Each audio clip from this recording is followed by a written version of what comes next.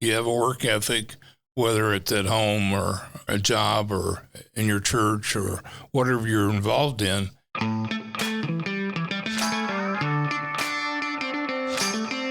Do you want a wealthy retirement without worrying about money?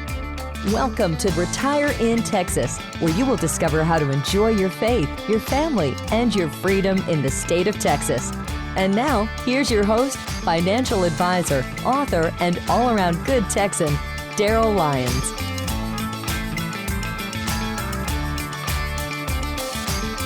Hey, this is Daryl Lyons, CEO and co-founder of Pax Financial Group, and you're listening to Retire in Texas.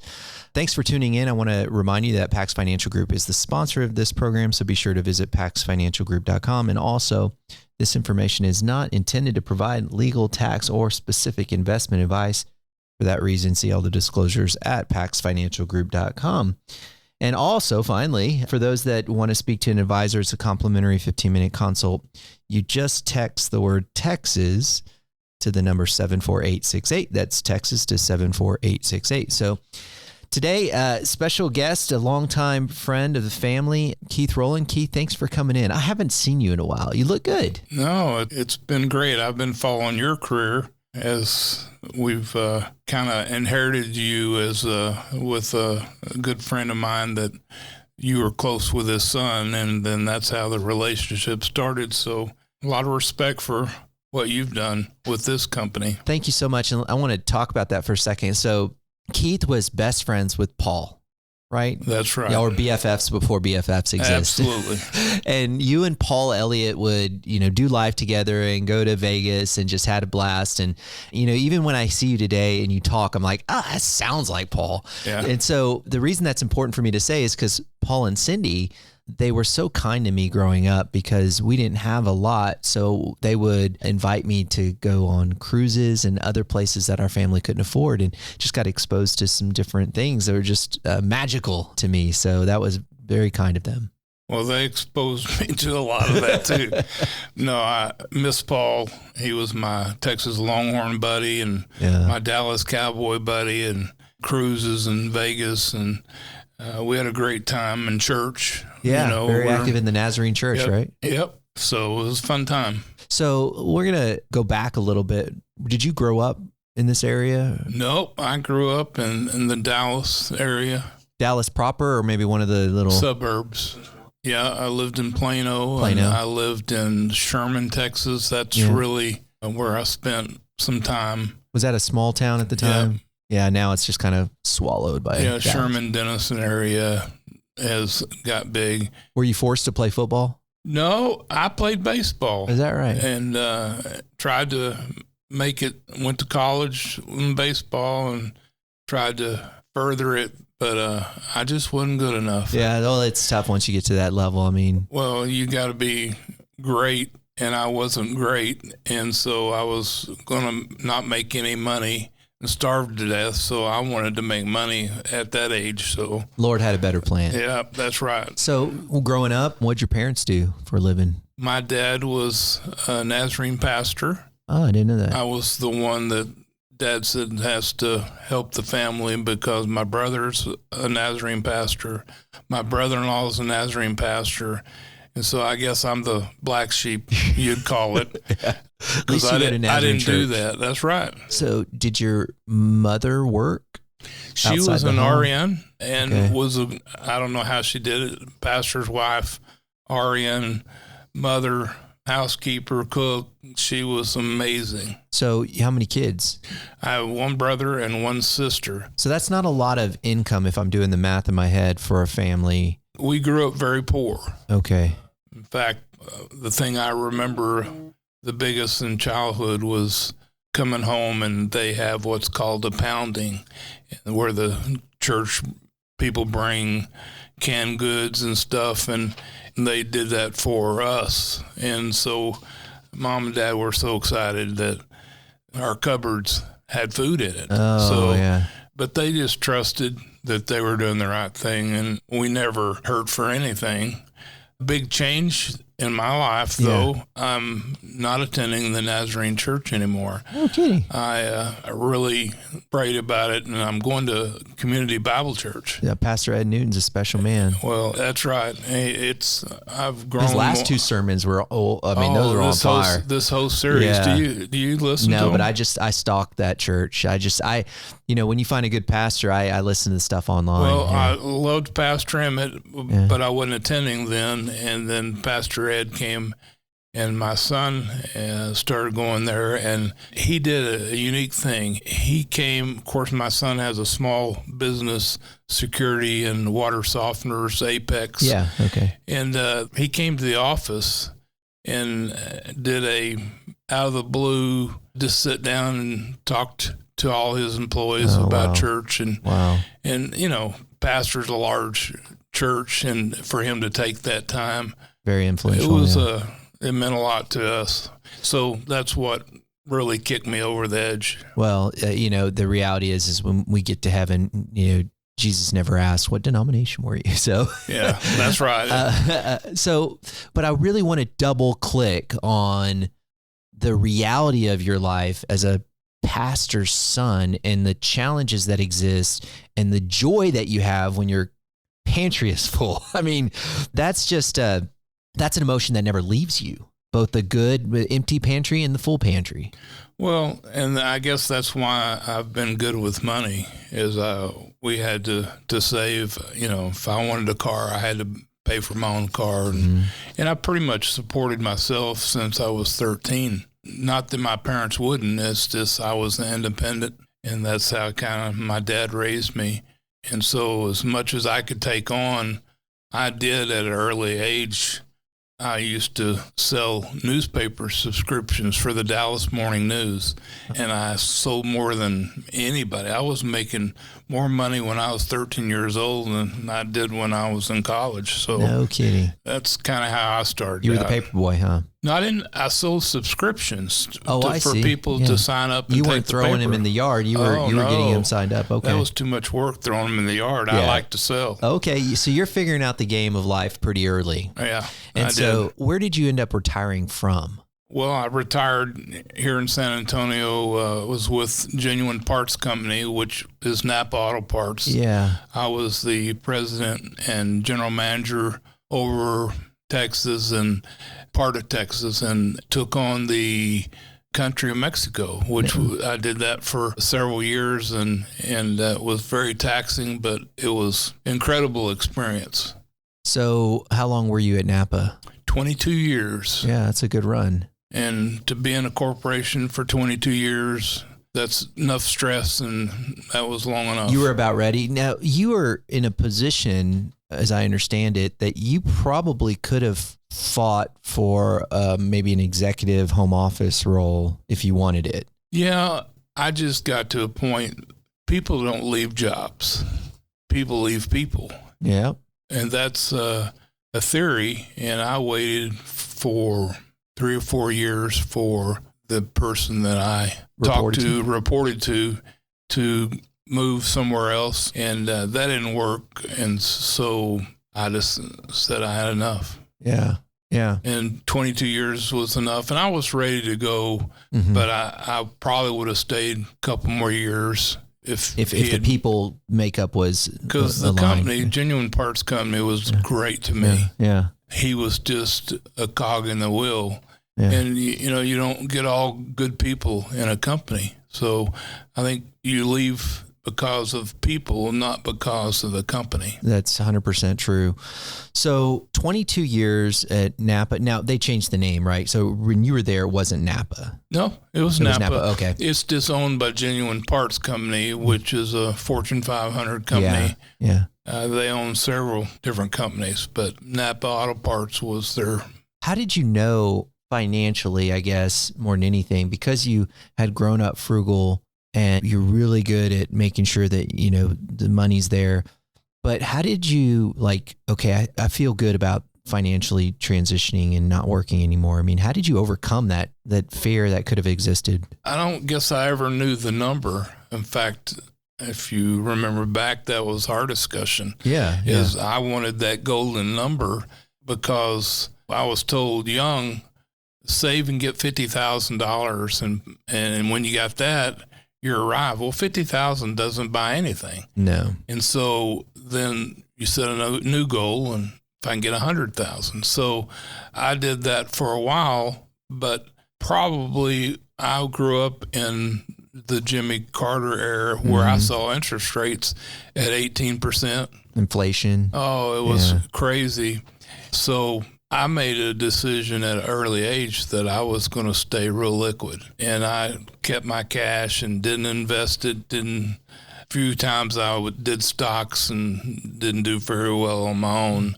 And so I probably lost a lot of money not putting them in investments, but I knew at the end of the day, I got this much cash and it's drawing this much interest. Mm-hmm. But I was banking on it having value at my age 65 or whenever I decided to retire, and that didn't happen. Isn't that crazy? I mean, it's just like that inflation thing. I've always thought it's kind of like a thief in the night. I mean, you just don't know, and then it's a double whammy. Yeah, no interest and inflation and the devalue of the dollar. It makes me scared again. Yeah. Well, the good news is, at least currently, but despite everything going on, at least the value of the dollar is staying up relative to other currencies. Yes. That's good. But right now, like I know people listen to this in different times, but at the date of this publication, which was September 1st, 2022, we've got an 8% inflation, down a little bit from the 9%, but my bonds in our portfolios, are getting 4 to 7. And so you're still losing money. I mean, even at 4 to 7. Right. But if you're in a bank account earning 1, I mean, that's a huge gap to cover. So it's hard to navigate an inflation environment. Well, in the raise of wages, everybody fought for let's raise minimum wage, and all that did was create more of an inflation problem because people had to charge more to pay more, and yet those employees didn't get enough money to offset. So it'd be better to make the $8 an hour and not have this inflation than the $10 or $12 an hour or $15 an hour. And these are all things that were on top of your mind as you were managing Napa. I mean, absolutely. This was everyday stuff for you. It is. I grew up with people principles, and I'd like to say my employees liked me and they worked hard for me, but I was very given to the employees, and I think that lesson made me successful. Yeah, you did have a lot of success. And so when you made the transition out, well, since then, what have you been up to? I mean, cruises, Vegas, work, what does it look like When now? I retired, that was a scary time for me because 22 years I'd been getting up at 6 o'clock in the morning and get home whenever, traveling 4 or 5 days, 6 days a week at times, living in an apartment in Mexico and having to go over there 1 week a month for a while. So when I retired, I felt guilty. So I went out, I'd make myself get up and I'd go out in the garage and I cleaned up the garage and then cleaned the closets and clean whatever there was, worked on the yard. And when all that was done, I was bored stiff. And I said, what did I do? And so my wife is in real estate with Caldwell Banker, and she's been in it for about 15 years. And she had grown the business where she was so busy. I said, well, that seems easy. That'd be fun just to drive around and sell houses. And it wasn't so easy. Yeah. But I helped her out and started working with Caldwell Banker, selling a few houses. But now I'm just doing investments. My daughter-in-law got her general contractor's license, and she's doing a lot of construction, and I did remodels for houses and flips and that sort of stuff until she built her crew up, and now she don't need me. So she's doing just fine without me. So the same thing I did for my son. He's got a very successful business, and he was trying to run it out of the house, and I was involved in his business, and he's doing great. So he don't need me. I'm still involved in little investments, and that's it. So what would you say to those people that are struggling with that guilt that you experienced and may still experience, because your whole life you've seen hard work and you've seen people who've struggled, and for you to, and I don't want to put words in your mouth, but for you to sit back and just not do anything, it's obviously challenging for you because you're a worker. So I wasn't raised that way. Yeah. You have a work ethic, whether it's at home or a job or in your church or whatever you're involved in. So that was very eye-opening. You look forward to the day of retirement, and then when you retire, you still got taxes on your house to pay, and you still got all these expenses, and now inflation and all the other stuff, wondering, okay, should I go back to work, or what should I do? So that's kind of... So what would you say to those people that have grown up with that hard work ethic and transition in retirement? What would you tell them? What should they do, or what should they think about so they don't have this feeling of guilt? Well, I can just tell you what I did. I went and got involved in things that I enjoyed doing. Mm-hmm. And if that meant work, that's fine. But I wasn't under that corporate structure.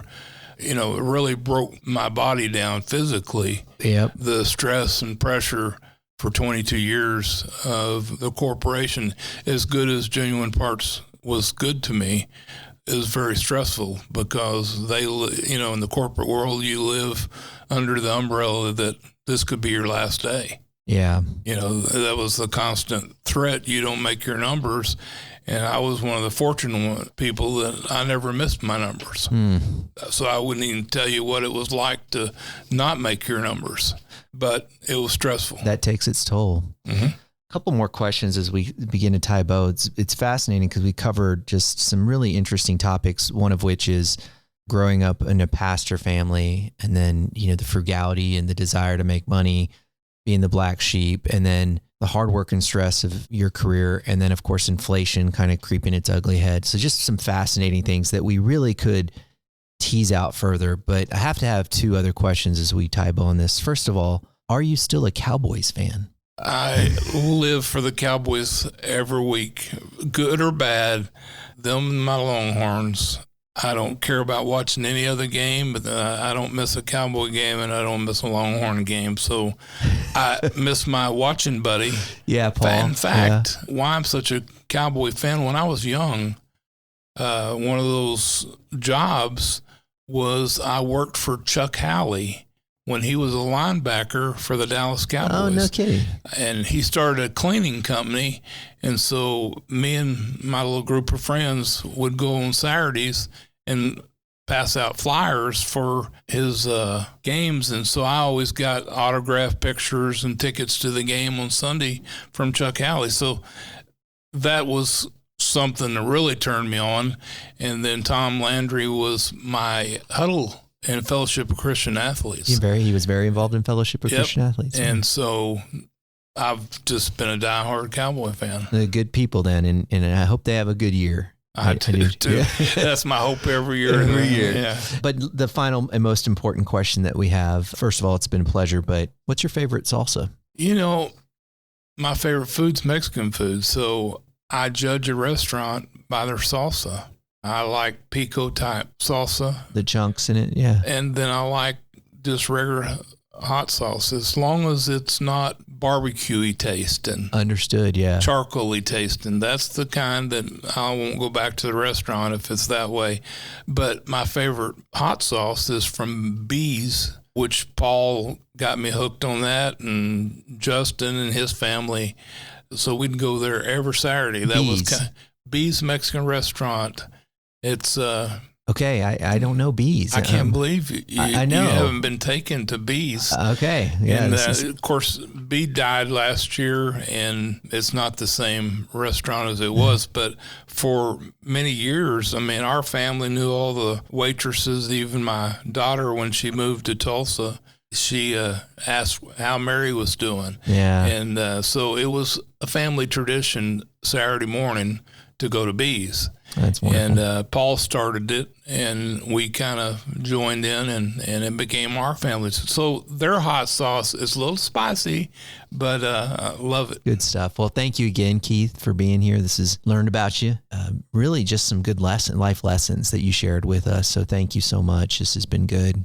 Well, I appreciate you and the life you lead, and I've enjoyed and respected you through the years. That means a lot. Thank you. All right. Well, so for those that are made it to the end of the show, I really appreciate you hanging with us and enjoying this conversation. Want to encourage you to text Texas to the number 74868. You can speak to a financial advisor. 15 minutes won't cost you anything. And then I always want to remind you that you think different when you think long-term. Have a great day. This is the podcastfactory.com.